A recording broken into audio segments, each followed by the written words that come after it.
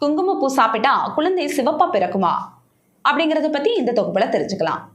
குங்குமப்பூ சாப்பிட்டா குழந்தை சிவப்பா பிறக்கும்னு சொல்றது ஒரு நம்பிக்கை தான்.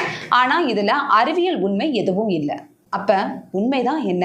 ஒரு குழந்தையோட நிறம் அவங்க அம்மா அப்பா கிட்ட இருந்து வர்ற மரபணுக்களை பொறுத்து தான் அமையும். அதாவது உங்க குடும்பத்துல என்ன நிறம் இருக்கோ அதே நிறத்துல தான் குழந்தை பிறக்கும். குங்குமப்பூவோ வேற எந்த உணவோ குழந்தையின் நிறத்தை மாத்தாது. தோல்ல இருக்கிற மெலனின்ங்கிற நிறமி தான் நம்ம தோலின் நிறத்தை முடிவு செய்யும். இந்த மெலனின் அளவை எந்த உணவுனாலையும் மாற்ற முடியாது. குங்குமப்பூ சாப்பிட்டா குழந்தை சிவப்பா பிறக்கணும்னு சொல்றதுக்கு எந்த மருத்துவ ஆய்வுகளும் இல்லை, நிரூபிக்கப்படவும் இல்லை. முக்கியமா குங்குமப்பூ சாப்பிட்றதுனால குழந்தை சிவப்பா பிறக்கும்னு நம்பி அதிக விலை கொடுத்து நிறைய வாங்கி சாப்பிடணும்னு அவசியம் கிடையாது.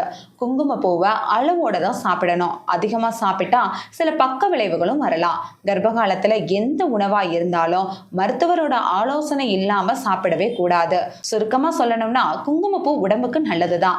ஆனா குழந்தையின் நிறத்துக்கும் குங்குமப்பூவுக்கும் சம்பந்தம் இல்லை. குழந்தையின் நிறம் முக்கியம் கிடையாது. குழந்தை ஆரோக்கியமா பிறக்கிறது தான் ரொம்ப முக்கியம்.